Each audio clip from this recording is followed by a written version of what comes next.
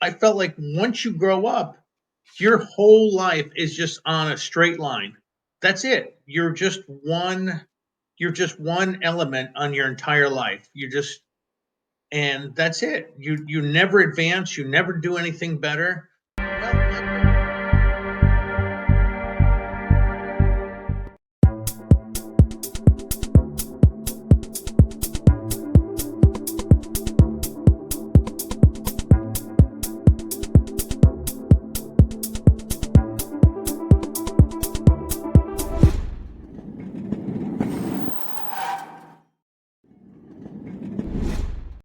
I want to welcome you to the show today. I am so very excited to have you guys tune in. Please don't forget to subscribe or even make this your favorite TV show if you're watching on Comcast or if you're watching on Roku or any place else where you can kind of like and comment. And please do, if you can rate this and you love interviews and you love talking to authors and you want to become an author, this is the show for you.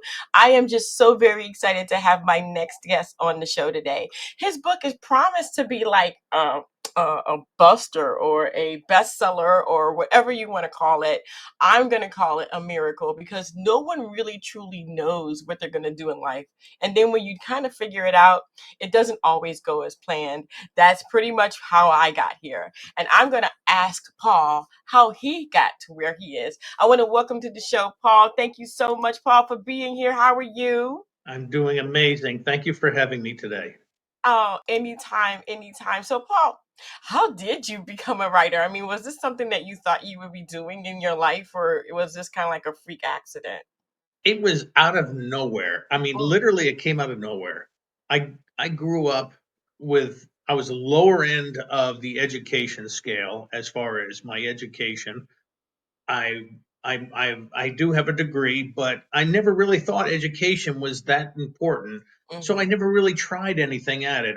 I started work when I was 9 years old, Wow. and uh, I always thought that's what you did in life. Whatever it was, you did, and that's kind of how I got into my book, was because that's all I thought I was supposed to do my entire life was just work. That's it. You just work. You don't do anything else. You don't do anything special. You're just programmed to do just one thing your whole life. And all of a sudden, I got older and I'm like, wait a minute. I don't have buildings named after me. I don't have a bridge named after me. I'm just a common man. And that's how I came up with the name of the book, The Common Man.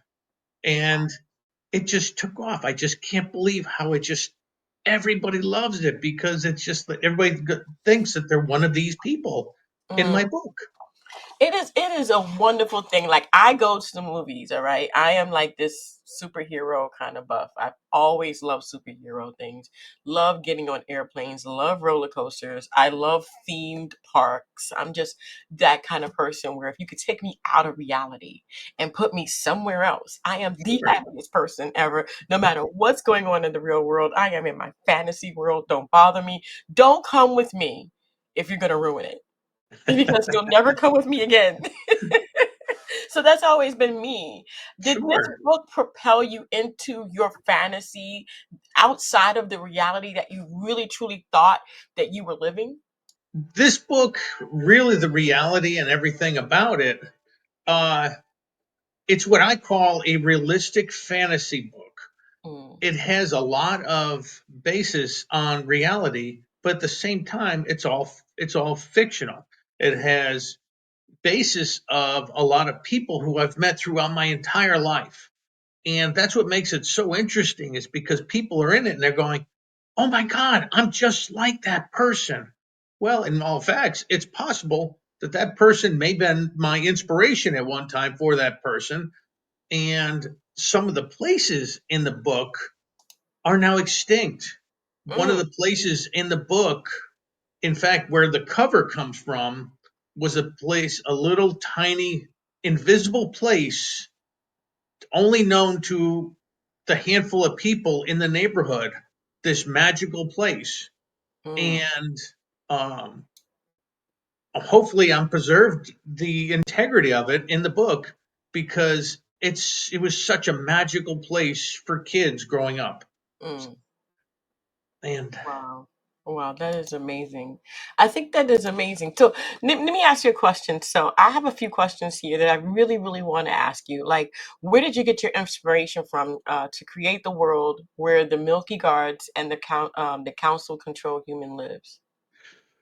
Uh, that is such an interesting question because my inspiration came from the fact that, like I was saying, I felt like once you grow up, your whole life is just on a straight line. That's it. You're just one element on your entire life. You just and that's it. You never advance, you never do anything better. Well, my book kind of tells that well, maybe there's forces out there that are keeping you exactly on that straight line and you're not allowed to move. And Mm, uh, it is magical. It has some magical creatures in it that force people, only certain people, to stay on that straight line. And mm. everybody else, they never know to get off of that line and to do better in life. And those people I call jumpers. Oh, wow. And Did you become a jumper? I mean, like, did you come out of the reality that you thought was supposed to be reality for all humankind once you wrote this book? oh, absolutely.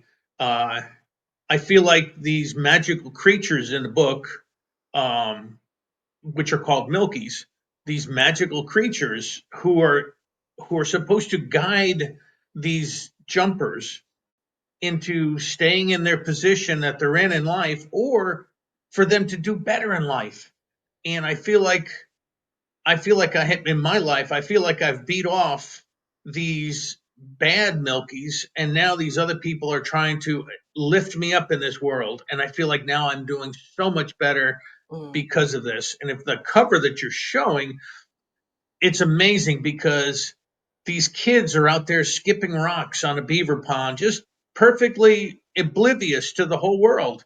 But mm, yet, if you look, the magical creature Malewa is overlooking them. You can see the magical eyes of Malewa overlooking the kids. mhm. And people standing back and looking at it, they're like, "Whoa, that's mysterious." Well, in a way, you think about it in life, you feel like you're being watched your whole life. Only certain people are allowed to do certain things in life, and it's like, is there a reason why people are only allowed to do certain things? Well, Yeah. this is the magical world, and I'm just thrilled to have come up with this, and it's a trilogy. This is the first of three books. Mm-hmm. The second book I'm hoping is going to hit the editor's stand. I'm hoping around April or May, and the third book is already being developed also. But this, the people when they get done reading this book, I'm getting emails all the time. When is book number two coming out? And it's so exciting because they love it so much. They're like, this is like the new Lord of the Rings. They're like, oh my That's so God, this cool. is like, No, how did don't you? go there. Don't tell me Lord of the Rings, because I am just like I told you, I'm a buff. Come on now. That But is that's what people are telling me. They're like, oh my God, this is going to be as big as that. They're like, you don't understand what you've made. And I'm like, I really don't completely understand what I've made because this is my first attempt at writing. mm-hmm.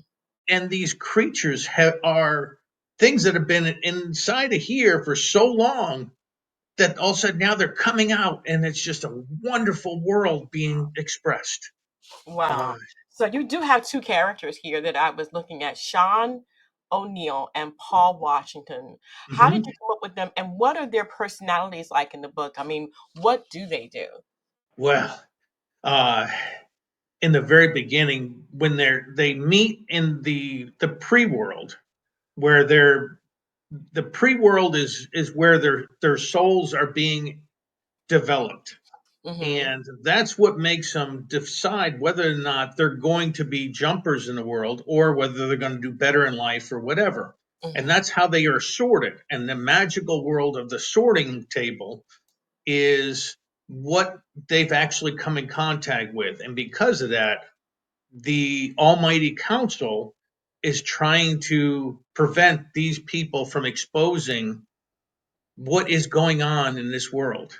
Mm. So these two creatures, or these two humans, are being controlled their whole life, and they don't even know it until they reach what's called their heart test. And you, in the book, it'll explain what the heart test is. The heart test is a human early realignment test, and what it does is it allows you to do better in life. Or if you fail the test, then guess what? They're going to make sure that you never do better in life. You're going to stuck right where you're at, and you'll stay there the rest of your life. Wow. That's kind of like symbolism. I mean, come on, that's like politics or Absolutely, laws or yeah. really that's really parallel to the reality of a lot of people's lives. And What that's why some. Go ahead. I'm curious, what's the scurry? What is the scurry? The scurry is actually the what happens in the second book. The second book is when all of the Milky Council and all of these special creatures are going to try to come together to try to figure out what to do with these characters. Mm. And that'll all be explained in the next book. Oh, I'm ahead of it. Oh, okay, never mind. I'm, You I'm got. I'm too far ahead. Oh no, no.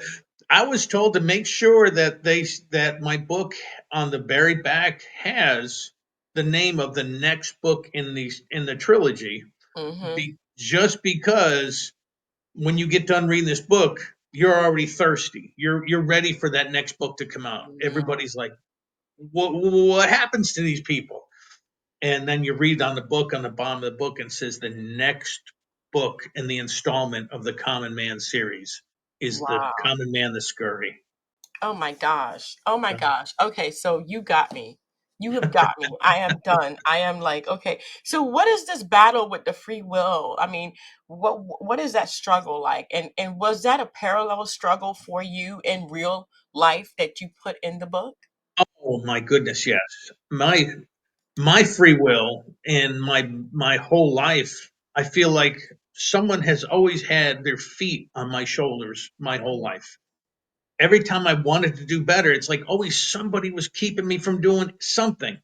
Mm. Whether it's something simple like getting an advancement in the military. I'm a soldier. Oh, well, thank Well, you for your I service. was. Thank you. I'm a veteran actually. I'm out now, Mhm. but I went up for advancement 5 times, and each time I went up, I would pass every class, every test, but I'd never get advanced. It's like there was always somebody just standing on your shoulders. And Wow. typical thing in life, that was just one thing. And then, other positions and stuff I'd have in life, Mhm. I would be doing stuff and I'd go to do an advancement, and it's like they keep you squished down. And it made me feel, is there something in life that's just preventing everybody from really doing something? Mhm. And I woke up one morning going, oh my goodness, this is so realistic in my life. I've got to put this down in paper. Wow. And all of a sudden, the Milky World started showing up, and the Mhm. recreation of the everything. And so it's what I call realistic fantasy. It's something that is like you're interested in, you're interested in, you're interested, but all those people are all interested in different characters in the book. Mm. Every book usually has a hero and a villain, or a start and a finish. In my series, you could be rooting for an entirely different person in this book than anyone else, because everybody feels a connection Mhm. to different characters. I've had all kinds of people telling me, oh my God, there's a James in every family. That's another character. Oh my God, you know, I'm Sean. No, actually, you're not Sean. Sorry. But there's just so many people all feel like they know someone. And one of the heroes in the book, you would call it a hero, Mhm. was a guy named uh, Captain Winnery. And you'll meet Captain Winnery. Well, he was a hero in my life when I was growing up. And So all of these different people are going to be drawn to all these different characters, and every character has a different draw. Wow. And so some people have a little dark side in them. Hmm. So they're like, "Ooh, I love James." And then people, they're like, they're like, "Oh my God, I'm just like Paul. Oh my God, somebody help this guy get up. Somebody stop standing on this man's neck."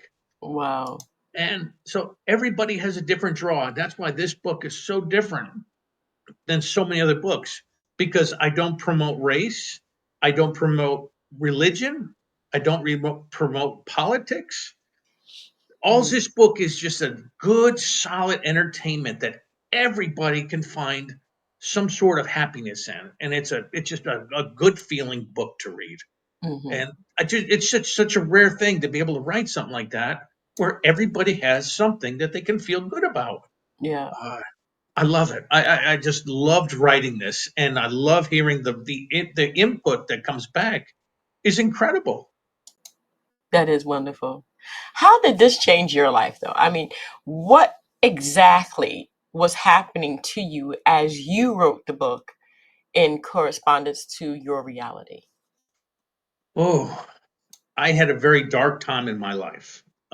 About 6 years ago, I was diagnosed with brain tumors, Mm, and I woke up that next morning afterwards, because when you're diagnosed with something like that, all the emotions go through your head: hate, anger, why me, this, every emotion goes through your body.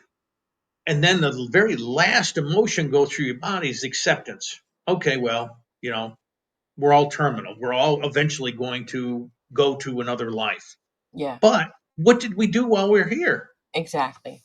Does anybody even know that I was here? Ex- In 1 month, is anybody even going to remember who Paul Howd was? Well, all of a sudden, that very next morning, it just started spilling out of me. And I just started writing and started writing and writing and writing. And I'm like, oh my God, it just wouldn't stop. It just kept coming out. And Wow. I'm like, well, I may not have a building named after me, but I sure do have an amazing book that people absolutely love. There you go. And to make somebody feel so good inside, uh, is just such a wonderful accomplishment. Like I said, it doesn't matter if you're black, doesn't matter if you're white, it doesn't matter if you're Puerto Rican, it doesn't matter if you're Hispanic. No, It doesn't matter. Everybody loves the book because there's a different character everywhere in the book that somebody's gonna like. So it's such a good feeling. it's wonderful to see that. And I'm so happy that you are living your life after the diagnosis. And then you Mhm. started writing your book. And then now you have that sequel. You know, you have three books now, and it is a sequel or a trilogy. Right. What's next for you? I know that you have this. Are you going to continue with this, the common man, or are you going to do something different? I mean, the world has opened up to you, and It's you're sure like it's taking it by the horns, brother. I mean, you're oh yeah. gone. It's super exciting. I've got other characters who are being added into the next book and the third book. I've already gotten new characters, and some of the new characters, uh, I have two people I allowed to do what I call pre-read, what I call sniglets. I'll give them like one chapter, just one chapter. That's it. That's all they're allowed to have, and they're allowed to pick whether they want the first chapter, the fifth chapter, the ninth chapter, whatever. But they're allowed to have one chapter. And one of my pre-readers on my next book, they're like, "Oh my God, like where did you come up with a Killicini?" And I'm like, "Well, you'll have to find out on the next book." That is cool, though. I'm Oh not yeah, gonna lie, that's really cool to be yeah. able to now come out of your shell and to It's create crazy. things, isn't it? Tell me about that. Tell me how crazy that is for you. Well, I'm sure when you first became as popular and well known as you are, when it first happens, it just doesn't seem real. I'll walk into a grocery store and the cashiers, because I've been talking about it for several years, writing this book, and you go to the same places year after year, and week after week to different stores, and you go to the grocery store, and all of a sudden you go to put your stuff up, and all of a sudden the cashier goes, "You're PL Howd, aren't you?" And I'm like, "Yeah, I'm PL Howd." And she reaches from behind the counter and pulls my book out and says, "Would you please sign my book?" It never gets old. That It, is so it's just cool.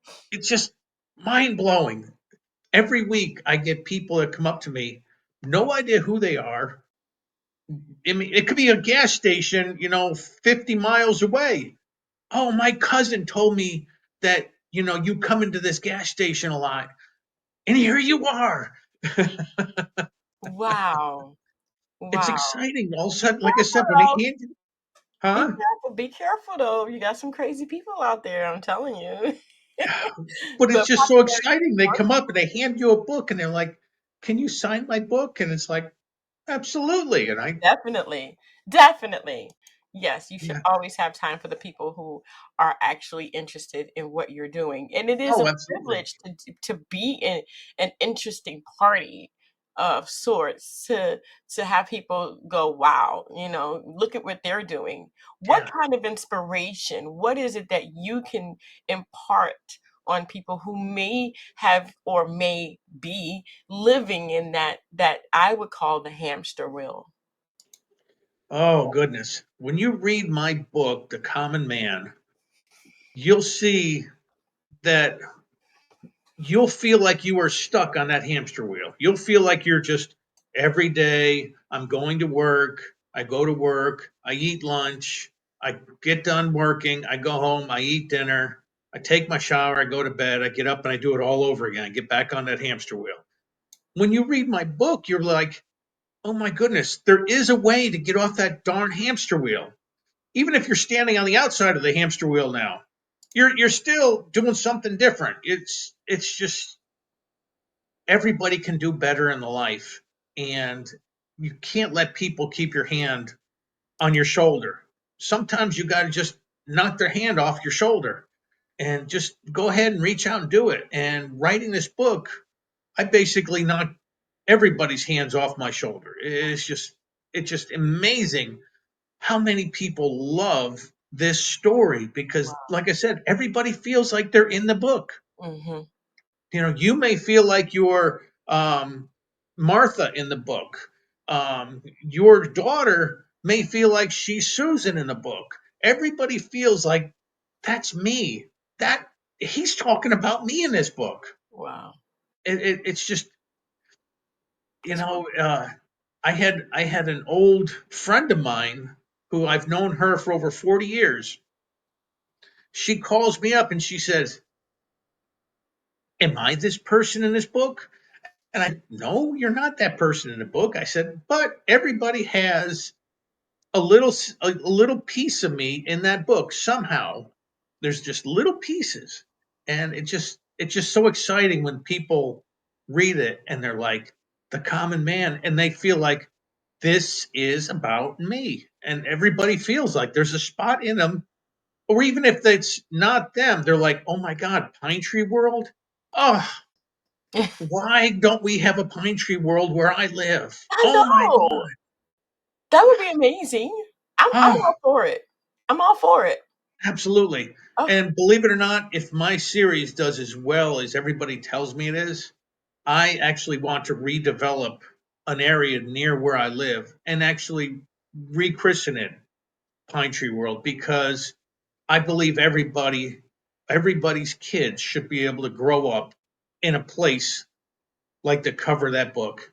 There's nothing more amazing to walk outside and just skip rocks for in the morning. What a mhm. great way to spend the day, just skipping a rock. It That's just it. it's no pressure, nobody. But it's just uh, it's a great feeling book. It makes you feel good. And of course, there's some tragedy in the book, but it's normal part of life. There's tragedy, there's real good things, there's happy things, and it's all in there. Mhm. So I think it's a complete book, and it's going to be a complete book series. Everybody's going to absolutely love the entire series. Wow. Well, Paul, thank you so much for being on the show, man. I appreciate it. You have taken me out of reality and placed me back into my happy world of fantasy, which I absolutely love. Sci-fi fantasy is like my thing, and I absolutely love it. Where can people find your book? I know that it's on Amazon, and I will be putting the link in the description box and also on the banner so you guys can get that QR code as well. But are there other places where they can find it as well? Absolutely. Books a Million, Barnes and Noble, basically most of the large bookstores, if they don't have it on their shelf, they can pull it up and they can get it for you. Nice. It's available pretty much everywhere. I have people in Europe who are able to pull it up. I've got a lady in Japan who just ordered 35 copies for all of her staff, Mm. and in Japan. So you can get it worldwide. You can get it pretty much anywhere. Amazon's the easiest thing. What you do is you just go to Amazon. You can type in my author name, which is PL Howd, or you can type in the Common Man and make sure it's three separate words. You type in the Common Man, and it'll pull it up. And it's a beautiful book, and uh, I know that everybody who reads it will have a absolute full enjoyment of reading all the characters, and they'll be like, "Oh my God, Malewa! Whoa, he's the all knowing deity." Uh, That is so cool, man. That is just so cool. I appreciate it. I appreciate you being here. Definitely appreciate the whole thing that you've come out of your shell. And I hope that this helps other people to get off of that hamster wheel. I mean, Absolutely, I jumped off a while ago. I really did. And I'm better for it. I absolutely love my life. And I couldn't think of anything better to do but to talk to people and encourage others to go after their dreams as well. absolutely, absolutely. I can't agree with you more, Yaya. Thank you so much. It's been a pleasure being with you all today. Everybody, go get the Common Man. You'll love it.